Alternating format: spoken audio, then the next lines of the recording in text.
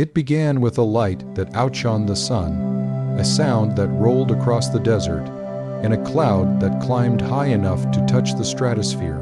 When that single bomb exploded in 1945, it did more than flatten a city. It reshaped the human imagination. People who witnessed it, directly or from afar, described it as something beyond war, a transformation of the human relationship to power itself.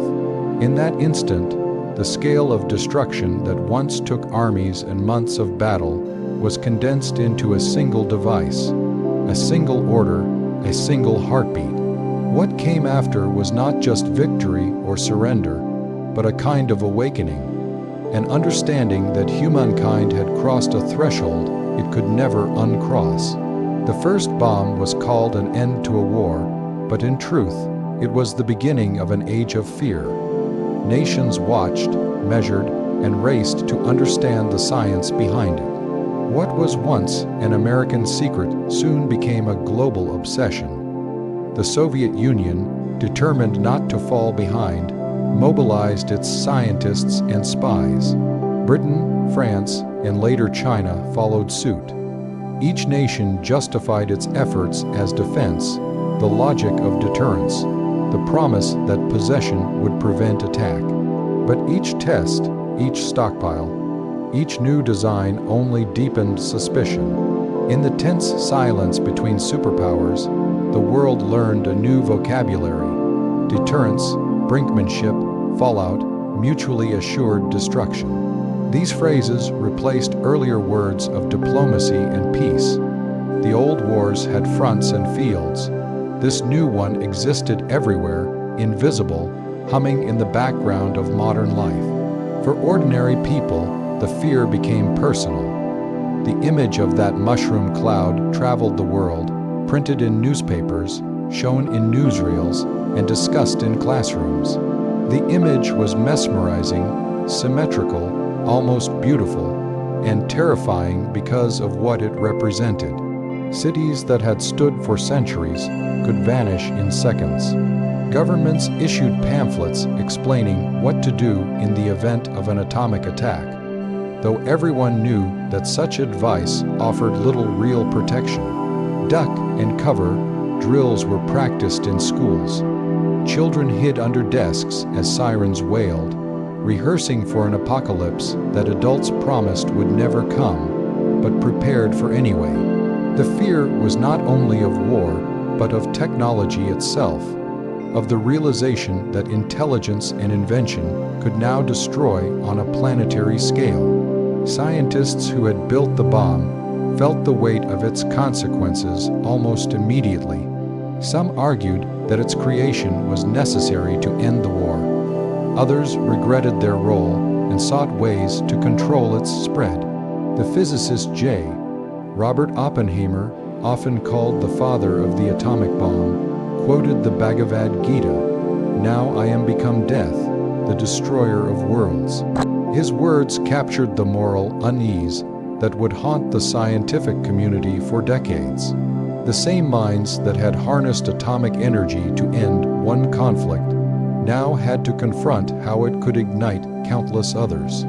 Out of that unease came movements, calls for international control, disarmament, and transparency.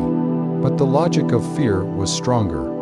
In Washington and Moscow, advisors whispered of gaps: the missile gap, the technology gap, the fear that falling behind could mean extinction.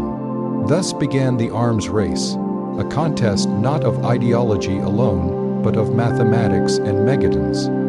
Each side built more bombs, faster, stronger, deadlier. Bombers were stationed around the world. Submarines carried missiles beneath the sea, and satellites watched from above. The night sky itself became part of the theater of deterrence. Governments told their citizens that strength would keep them safe, but the public could not ignore the irony. Safety now depended on the permanent threat of annihilation. The idea of peace became fused with the idea of balance, a balance of terror, as some called it. The Cold War was not fought with bullets, but with anxiety, propaganda, and the steady accumulation of weapons no one dared to use. This fear was not only political, it was cultural. It seeped into art, literature, film, and music. Novels like On the Beach and Fail, Safe imagined the aftermath of nuclear war. Films portrayed scientists wrestling with guilt and generals plotting apocalypse. Popular songs carried subtle warnings and desperate hope. The mushroom cloud became an icon of both destruction and awareness, a symbol of human genius and folly combined. Artists captured it on canvas. Writers dissected its meaning. Philosophers debated whether humankind could survive its own inventions. For the first time, people across continents shared a single existential dread. It was no longer about who might win a war, it was about whether anyone would survive one. As governments expanded their arsenals, they also tested them. From the deserts of Nevada to the atolls of the Pacific, explosions lit the sky. Observers watched from bunkers, scientists took measurements, and soldiers were sometimes stationed alarmingly close to the blast. The tests were framed as demonstrations of progress, proof of superiority. But the world was learning in real time what radiation meant. Invisible particles that lingered, poisoned, and spread across oceans.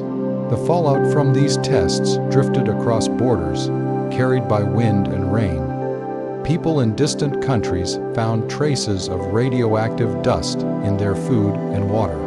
Fear became globalized. There was no longer a clear line between battlefield and home front. The competition to build more powerful bombs culminated in devices of unimaginable scale. Hydrogen bombs capable of destroying entire regions. In 1961, the Soviet Union detonated the Tsar Bomba, the most powerful weapon ever created. Its explosion was so vast that windows shattered hundreds of miles away. It was a demonstration not of military necessity, but of symbolic dominance. Yet the message was clear. Humanity had achieved the power to destroy itself several times over. That knowledge altered the psychology of the age. People began to speak of the end of history, not as a triumph of peace, but as an extinction point. The Cold War's silence, that fragile peace, depended entirely on fear. It was as if the world were held hostage by its own creations. In the years that followed the first detonation, the world lived under the illusion of stability built upon mutual terror. Every superpower insisted that nuclear weapons were instruments of peace, deterrence rather than tools of war. They called it balance, but in truth, it was a balance maintained on the edge of panic. Each side watched the other with satellites and spies, counting warheads, measuring missile ranges, predicting response times. The smallest move could trigger vast consequences. A test launch could be mistaken for an attack. A computer glitch could set off alarms in command centers half a world away. This was not peace in any traditional sense. It was the careful management of fear. The bomb had become both an object and an idea. As an object, it existed in silos, submarines, and vaults, guarded, counted, and polished with ritual precision. As an idea, it inhabited the collective imagination, whispering in every international meeting and haunting every debate about human progress. The atomic age had given people the power to split atoms and illuminate cities, but it had also given them nightmares of cities turned to dust. It was a paradox that defined the 20th century. The more we learned to control nature, the more we feared what that control might unleash. Leaders sought to reassure their people, promising that rational minds would prevail. They pointed to treaties, summits, and hotlines as signs of reason overcoming chaos. But the public sensed the fragility of these assurances. The Cuban Missile Crisis in 1962 made that fragility undeniable. For 13 days, the world held its breath while ships, missiles, and egos circled each other in the Caribbean. The crisis revealed how close humanity could come to self-destruction through miscalculation. When the standoff ended, there were sighs of relief, but also a new awareness. Survival had depended on restraint, not on any guarantee. The fear became sharper, more personal. It was no longer a distant theoretical threat. It was a lived experience of collective vulnerability. In homes and classrooms, conversations shifted. Teachers spoke about fallout shelters as if they were as ordinary as fire drills. News programs showed diagrams of blast zones, fallout paths, and survival techniques. Civil defense pamphlets explained how to build underground bunkers, how to ration food, how to identify symptoms of radiation poisoning. Yet beneath the surface of practicality lay a sense of futility. People knew that in a real nuclear exchange, no shelter would truly protect them. The act of preparing was itself a ritual of control, an attempt to make the uncontrollable seem manageable. Fear became a daily companion, woven into the routines of modern life. This pervasive fear influenced more than domestic behavior. It shaped entire generations of policy and art. Writers, filmmakers, and musicians reflected the anxiety that technology had outpaced morality. The bomb appeared in science fiction not just as a weapon, but as a symbol of human arrogance, of scientific hubris, of the thin line between creation and destruction. In these works, humanity often faced extinction not because of external enemies, but because of its own inventions. The post-war imagination became a mirror held up to civilization, asking a single question: could intelligence coexist with wisdom? Even as fear dominated culture, it also became a tool of governance. Propaganda used the threat of nuclear war to justify military spending, surveillance, and political conformity. Citizens were told that vigilance equaled safety, that strength was the only defense against annihilation. Every budget increase, every test, every new missile system was framed as necessary for survival. Yet with each new weapon, the line between defense and aggression blurred further. The more nations armed themselves, the more insecure they felt. The arms race was a trap built from logic and paranoia, and no one could find the exit. The environmental and human costs grew clearer with time. Test sites became scars on the planet, deserts glowing faintly under Geiger counters, islands evacuated and left poisoned, oceans laced with radiation. Indigenous communities near test zones suffered illnesses that would last generations. Yet for decades, their suffering was hidden under layers of secrecy and national pride. Governments treated fallout as an acceptable price for security. Only later, through declassified documents and survivor testimonies, did the world grasp the full extent of the damage. The fear of the bomb had always been focused on sudden destruction, but now it took on another form: the slow, invisible decay of environments and bodies. Scientists, once heralded as heroes of progress, began to question their role. Conferences and petitions emerged, urging governments to limit tests, share knowledge responsibly, and prioritize human survival over national prestige. Movements like the Pugwash conferences and the Campaign for Nuclear Disarmament brought together scholars, clergy, artists, and activists. Their language mixed science with morality, reason with empathy. They argued that the true measure of civilization was not its power to destroy, but its capacity to restrain itself. These movements did not erase the fear, but they redirected it, turning dread into activism. Gradually, the weight of public anxiety reached political thresholds. Treaties such as the Partial Test Ban of 1963 and later the Non-Proliferation Treaty of 1968 were milestones, attempts to codify restraint. They did not end the arms race, but they marked the beginning of a fragile consensus that unrestrained competition could lead nowhere but extinction. Each negotiation was haunted by the memory of that first explosion, the symbol of what might happen if reason failed. The bomb had become not just a weapon of war, but a teacher, a brutal reminder of the limits of human control. As the Cold War stretched into the 1970s and 1980s, the fear evolved. It became less immediate, more psychological. Films like The Day After and Threads portrayed nuclear war not as distant speculation, but as domestic horror. Audiences watched ordinary people disintegrate under invisible radiation, cities crumble, and governments collapse. These portrayals reignited public awareness, reminding societies that the threat was real, not historical. Protests surged again, millions marched in capitals, carrying banners that demanded no more Hiroshimas, calling for disarmament and peace. Fear, once paralyzing, became mobilizing. In the corridors of power, fear also guided diplomacy.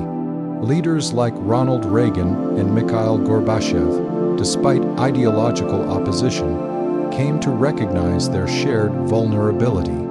Their meetings, broadcast around the world, carried a tone of cautious hope. The rhetoric of strength began to give way, slightly, to the language of survival.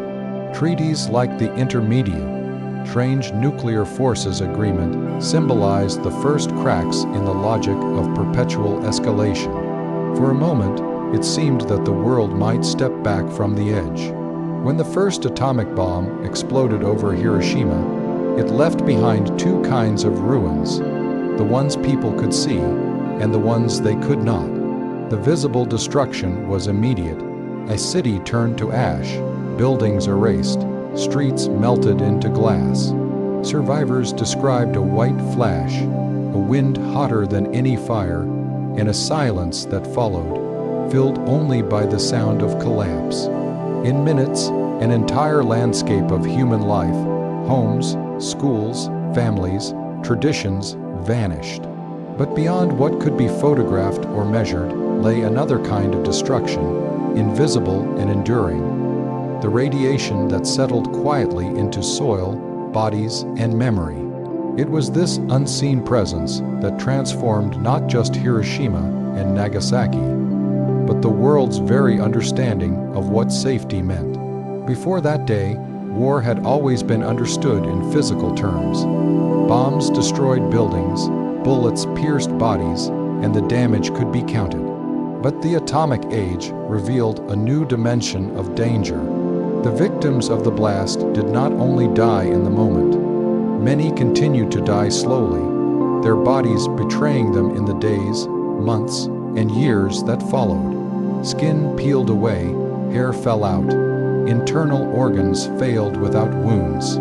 Doctors struggled to comprehend a sickness they had never treated before invisible rays that poisoned the blood and bones of those who had already survived the fire.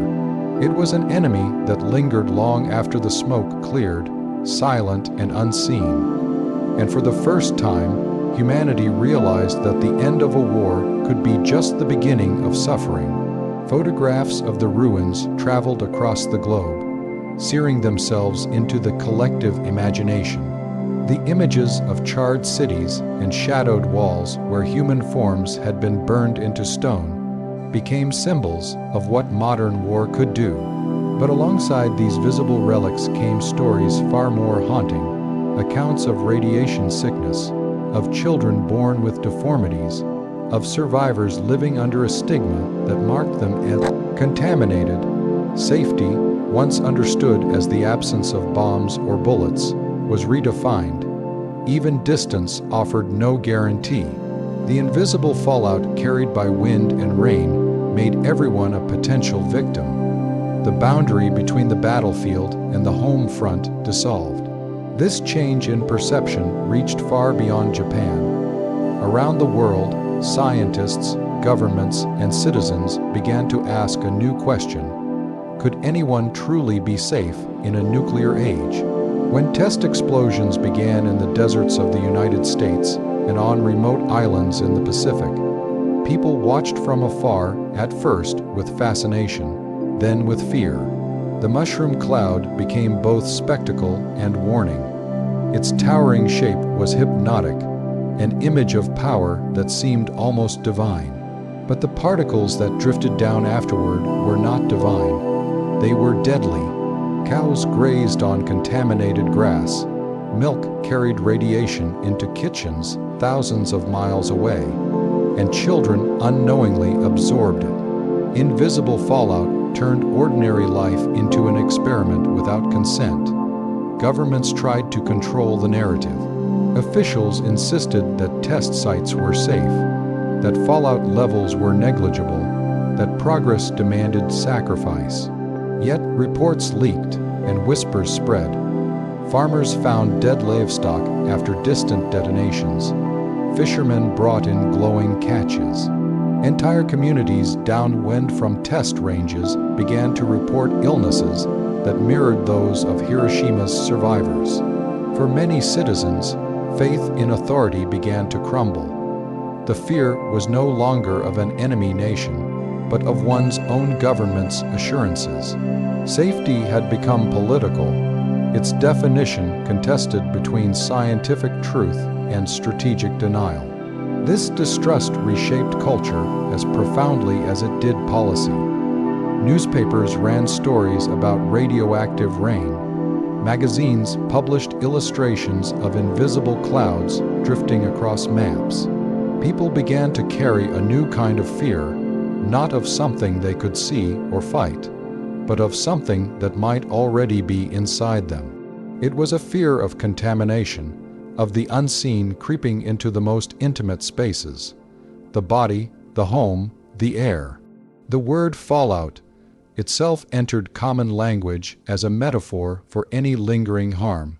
It became shorthand for the modern condition, the idea that the consequences of human action might extend far beyond what the eye could see or the mind could control. The psychological impact was immense. For centuries, humans had learned to cope with visible danger. Fires could be extinguished, walls could be rebuilt, enemies could be defeated. But how does one fight radiation? How does one protect a family from something that cannot be touched or smelled, that hides in dust and water, that lingers for generations? The old certainties about survival, courage, strength, vigilance seemed suddenly inadequate. The very concept of safety became abstract, statistical, dependent on monitoring devices and expert calculations.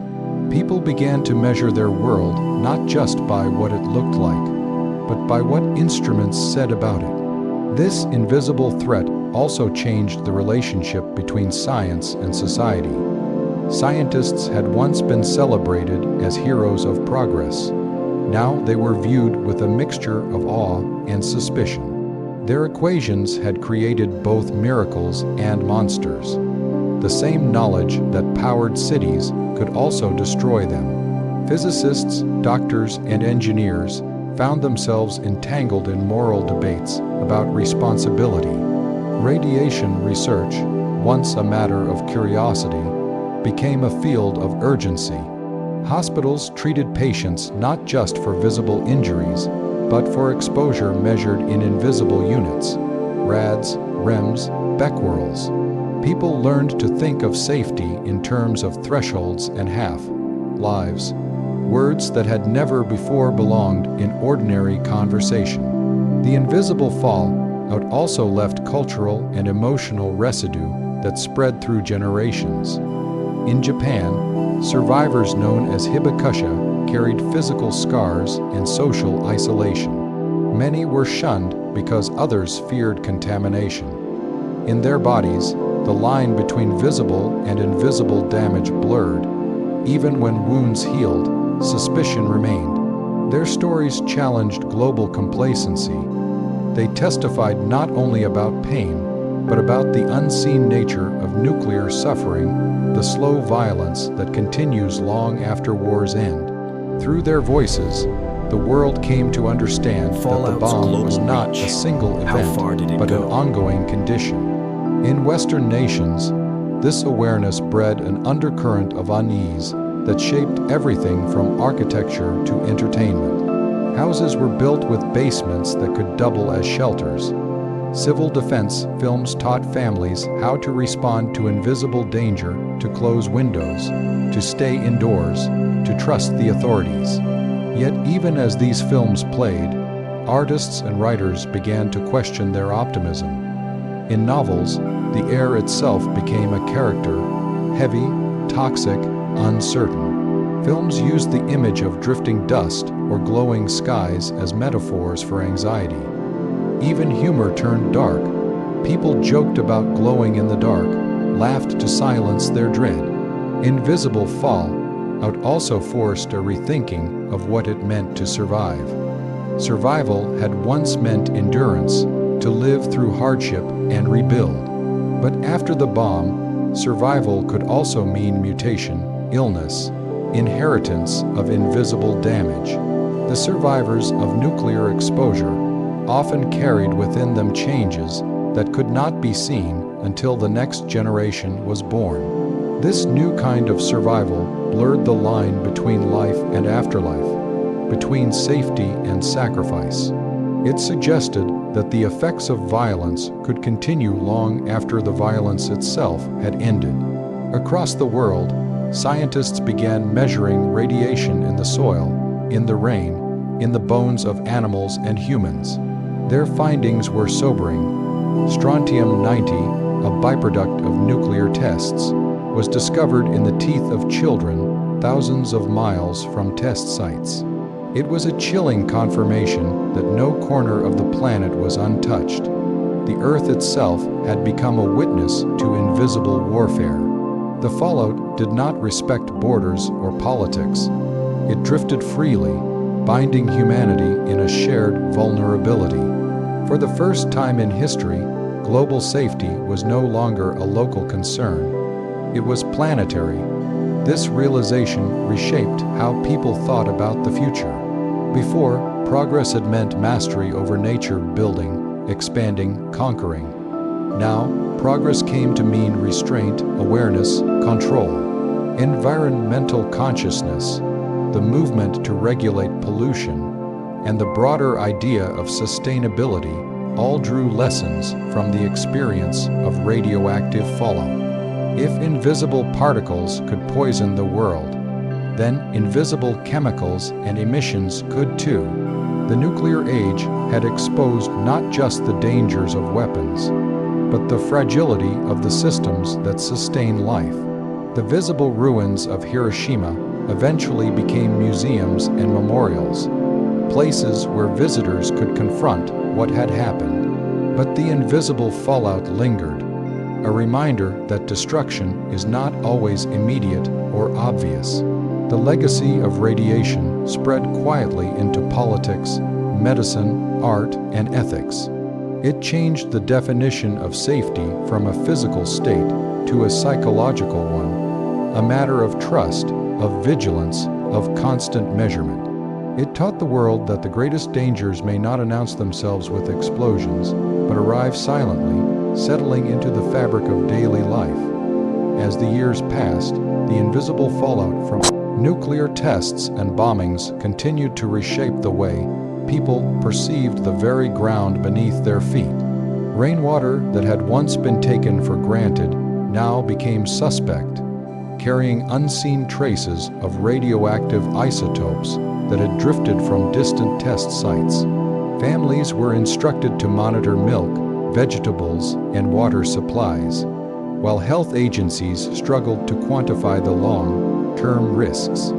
Children born in regions far from any battlefield were still subject to radiation's silent legacy, and doctors began documenting illnesses that defied conventional explanation. The notion of safety, once tied to shelter and distance, was replaced with a calculation of probability and exposure, a constant balancing of invisible risk.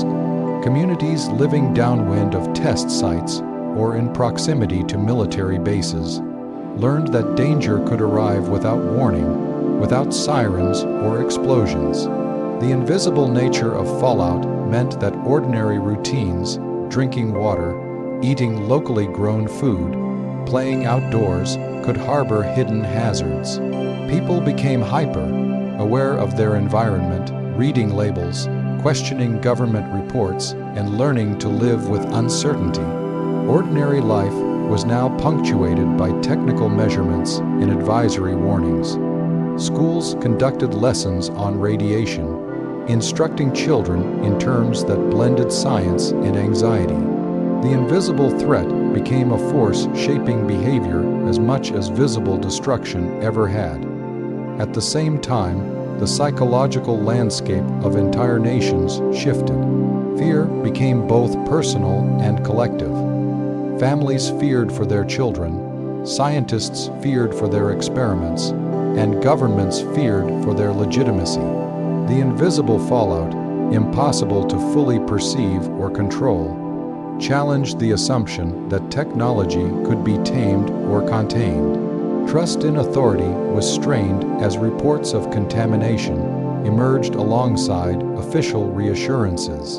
The public learned that some dangers could not be seen, that survival could no longer be guaranteed by proximity to safety alone. People became conscious of a fragility in life that had been abstract before, now concretely tied to a force invisible but omnipresent. The arts and literature reflected these anxieties, capturing both the visible and invisible aspects of destruction.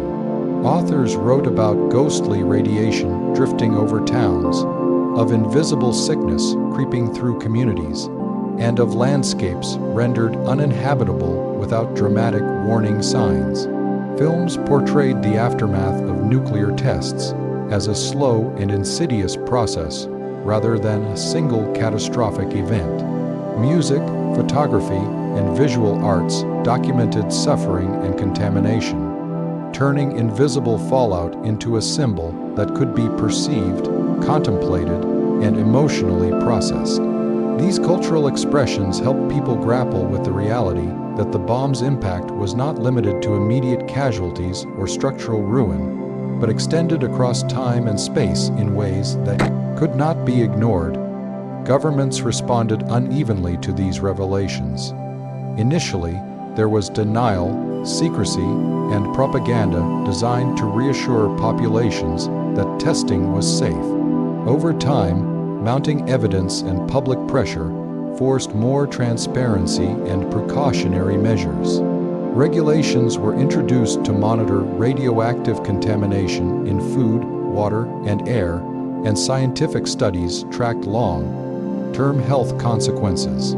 Populations became participants in a constant monitoring of their environment, aware that radiation's invisible nature required vigilance. Public consciousness shifted. Survival was now measured in avoidance, awareness, and adherence to guidelines rather than merely staying out of harm's way. The concept of fallout shelters and emergency planning was also rooted in the awareness of invisible danger. The drills conducted in schools and workplaces were not just responses to blast threats, but practices designed to limit exposure to radioactive particles. Civil defense literature advised citizens to seal homes, ration supplies, and improvise protective measures in the face of contamination that could not be seen. Families mapped evacuation routes, calculated distances from likely targets, and stored provisions in anticipation of scenarios that might never arrive. These measures, while seemingly practical, also reinforced the omnipresence of invisible threat, embedding a heightened sense of vigilance into daily life. Even international awareness was shaped by the invisible nature of fallout. Atmospheric tests in one country were carried by winds across oceans, contaminating regions far removed from any battlefield.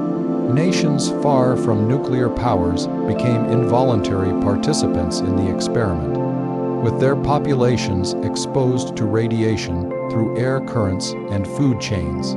This created a shared vulnerability on a planetary scale, a realization that the effects of atomic weapons were no longer confined to war zones or test sites.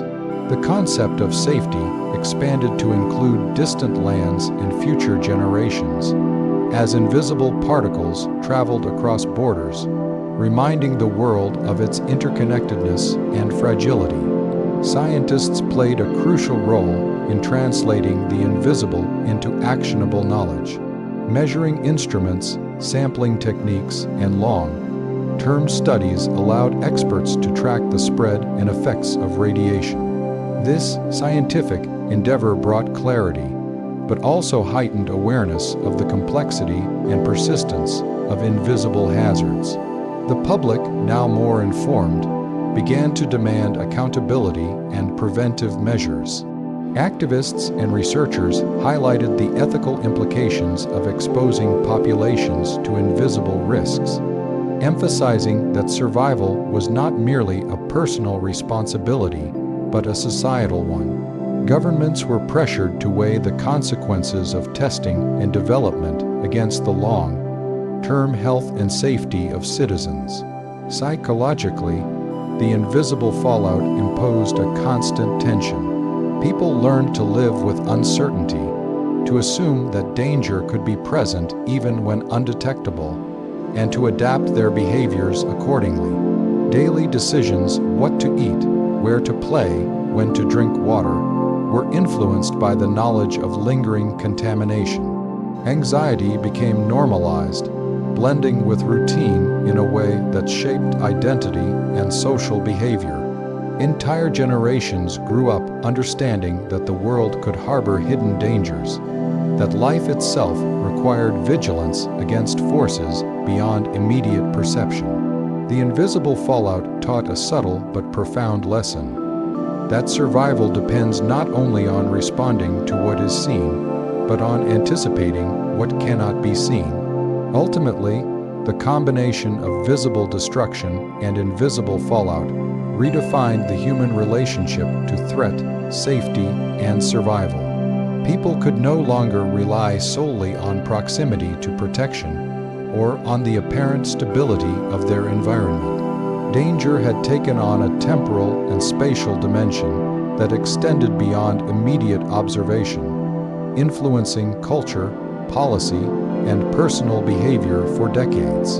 Awareness of invisible risk became as critical as knowledge of tangible hazards, shaping public perception and leaving an enduring imprint on collective consciousness. The bomb had not only destroyed cities, it had transformed how humanity understood the very meaning of survival. When the mushroom cloud rose, it cast not only a shadow over cities, but over every table where power was negotiated. Political leaders quickly realized that the atomic bomb was more than a weapon. It was a language, a form of persuasion that could speak louder than armies. In the years that followed, diplomacy became a high-stakes game played in the glare of nuclear possibility. Decisions once guided by geography or ideology were now framed by the question of who possessed the bomb and who did not. Possession meant leverage. Restraint meant vulnerability.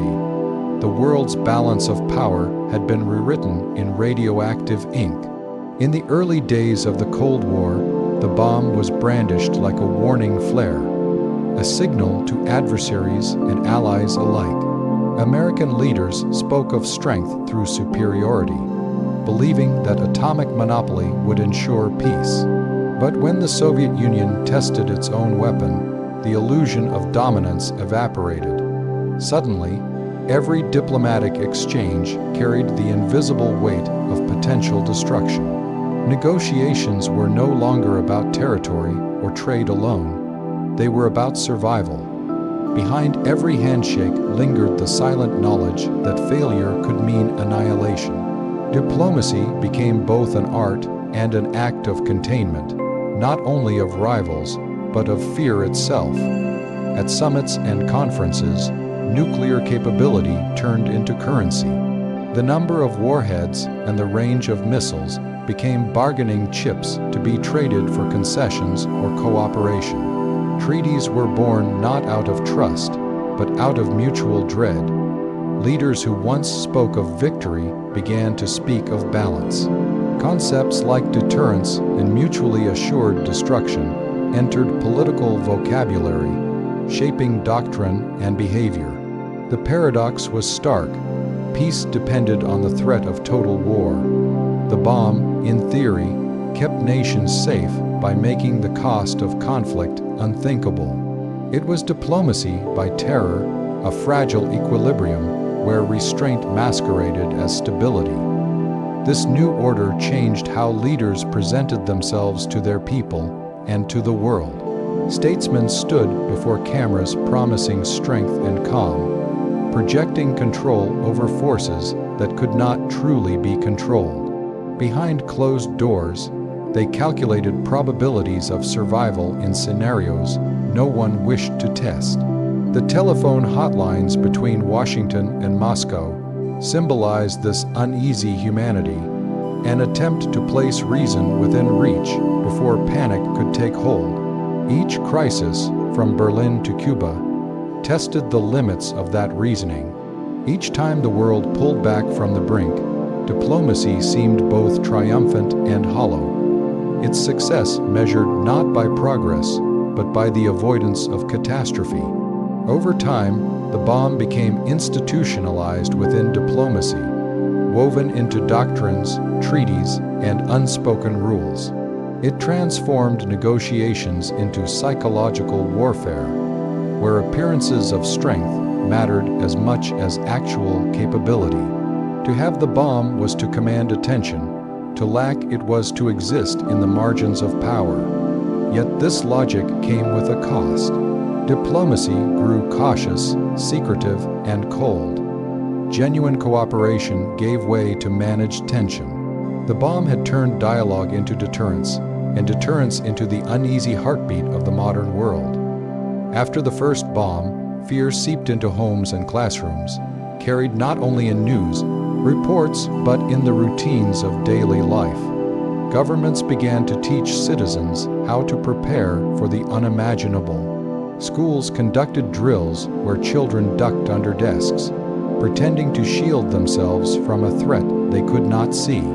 Families stocked canned food, water, and medical supplies in basements, labeling shelves with the grim awareness that one day they might be called upon to survive an instant apocalypse.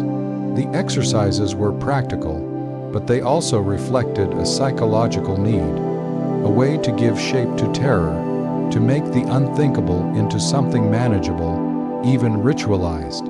Civil defense campaigns turned into an industry of guidance, propaganda, and cautionary tales. Pamphlets illustrated diagrams of fallout shelters, evacuation routes, and safety zones. Radio broadcasts and films provided instructions on how to survive, instructing people to cover windows, close vents, and remain inside for hours or even days. In the process, a new culture of preparedness emerged, one that touched every corner of society. Survival was no longer a distant concept. It became an ordinary part of life, discussed at dinner tables, in classrooms, and in workplaces. People measured their homes, mapped their neighborhoods, and imagined the paths they would take in a crisis. The extraordinary became routine. Alongside these practical measures, myths and folklore about survival began to circulate. Stories of individuals who could withstand radiation, who might live in fallout zones without consequence, or who could rebuild civilization from underground shelters proliferated in newspapers, comic books, and magazines. Some tales were cautionary, warning of the dangers of ignorance and carelessness. Others were aspirational, offering hope that ingenuity and courage could outwit even the most extreme threat. These myths, whether believed fully or half, jokingly shaped the imagination of a generation. Children who played under desks were simultaneously absorbing lessons in obedience and learning to visualize a world defined by both danger and resilience. The psychological impact of these rituals was profound. People developed a dual consciousness, one eye on everyday life, the other on the ever-present possibility of sudden catastrophe. Fear became a background hum, a companion that was acknowledged, managed, and ritualized. Drill practices and emergency kits offered a sense of agency, allowing individuals to feel as though they had some control over forces otherwise incomprehensible. Yet this sense of preparedness also carried tension, a subtle anxiety that nothing could entirely neutralize. Even as people learned to act, they understood that survival was never guaranteed. The cultural effects extended further. Films, television, and literature reflected and reinforced these practices. Stories depicted families huddling in shelters, children navigating a changed world, communities testing evacuation plans. Artists and writers explored the absurdities, fears, and moral questions arising from the notion of planned survival. Humor and satire emerged as coping mechanisms, poking gentle fun at drills and kits while acknowledging the seriousness of the threat. In a society saturated with potential destruction, storytelling itself became a way to process reality, to understand what it meant to live under constant but invisible danger. These routines also created social cohesion. Neighborhoods organized drills, shared information, and watched over one another. Civil defense was not simply a government mandate. It became a form of collective responsibility, binding communities together through the shared acknowledgement of risk. At the same time, these practices reflected a world permanently changed, where the threat of nuclear annihilation was integrated into the rhythm of everyday life.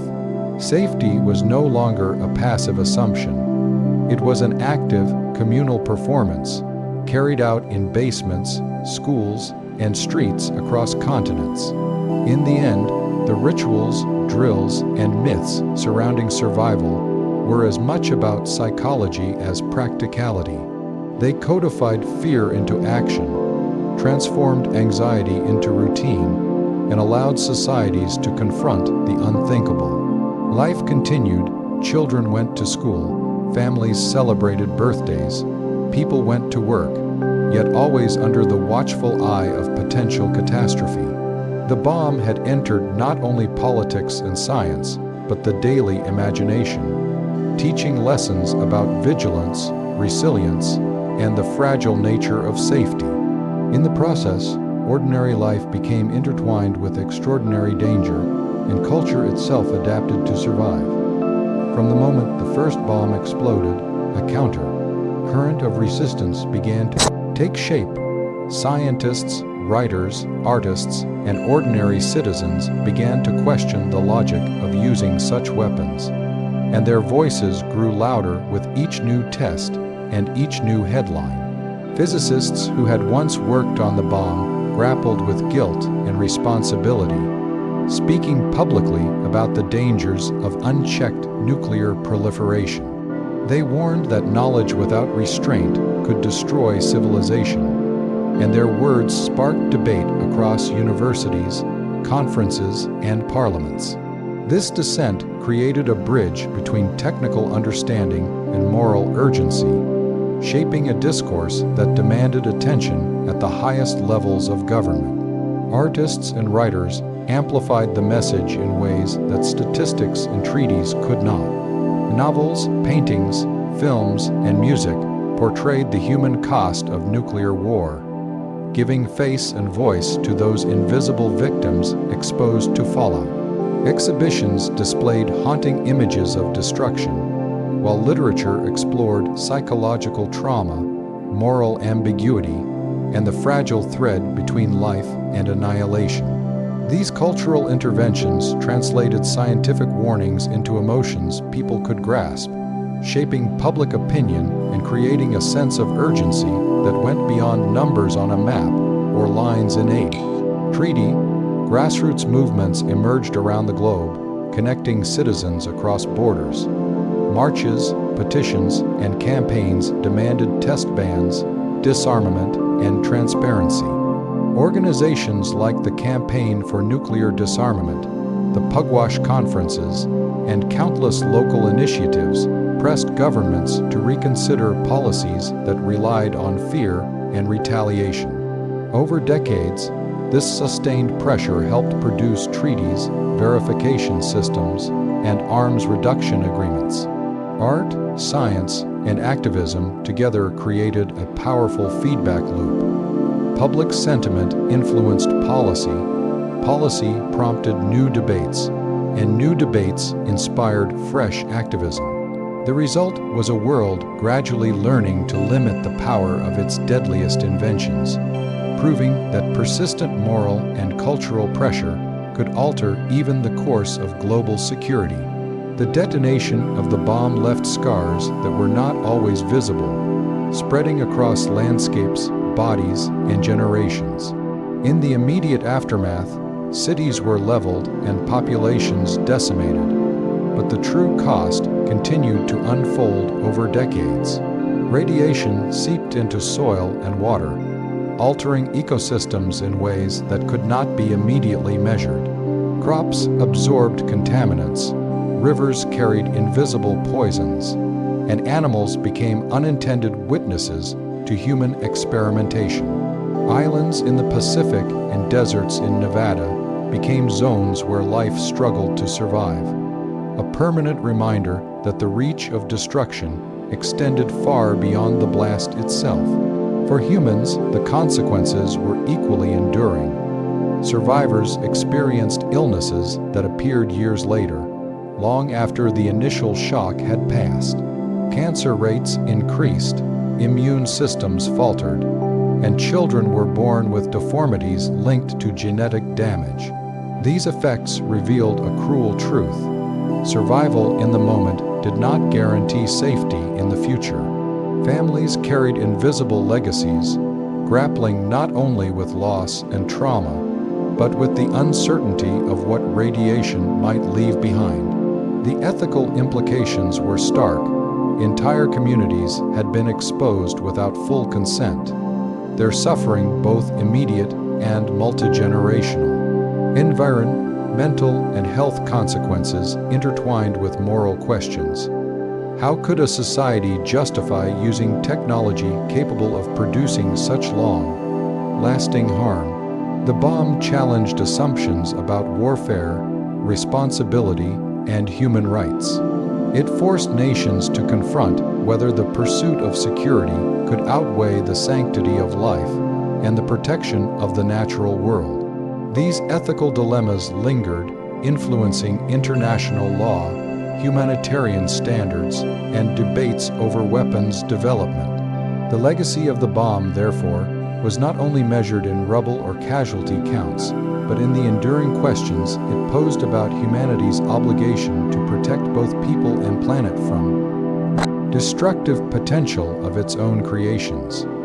The legacy of the bomb extended far beyond the physical devastation, shaping the political, psychological, and legal landscapes of the world. On one hand, it created a framework of deterrence. Nations understood that the ability to destroy one another entirely made large-scale war less likely, and this uneasy balance prevented conflicts that might otherwise have escalated. Yet the sense of security came at a cost, a perpetual tension underpinned by fear, as people and governments alike lived with the knowledge that destruction could arrive in an instant.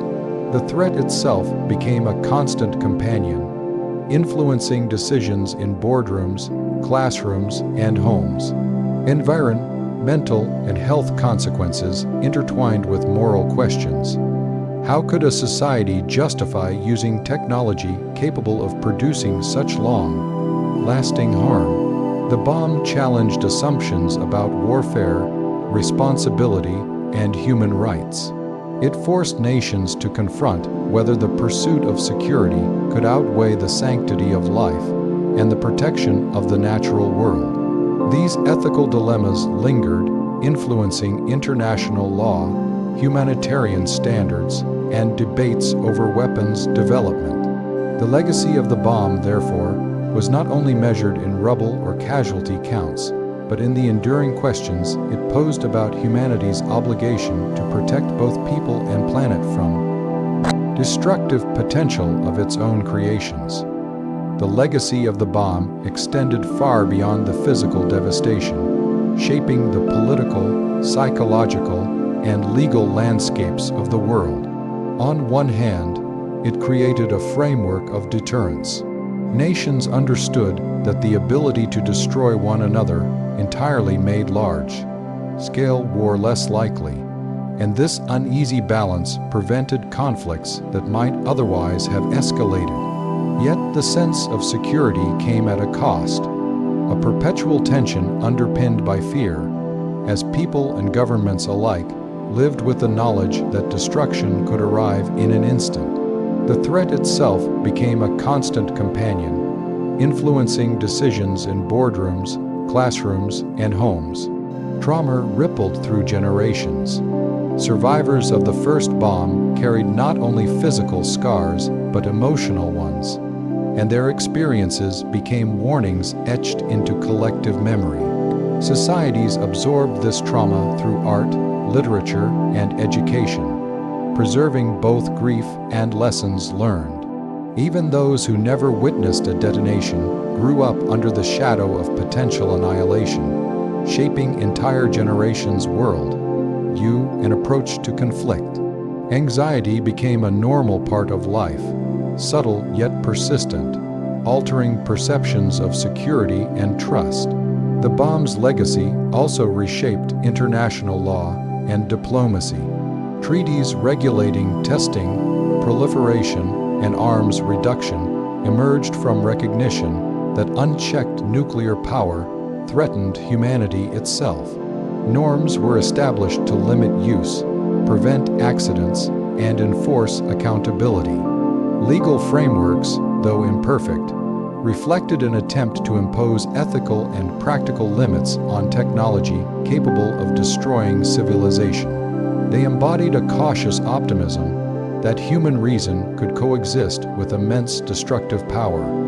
Yet the anxiety never fully disappeared. Modern debates over new weapons, rogue states, and accidents keep the memory of that first explosion alive. The bomb's legacy is a paradox. It deters yet frightens, protects yet traumatizes, constrains yet challenges.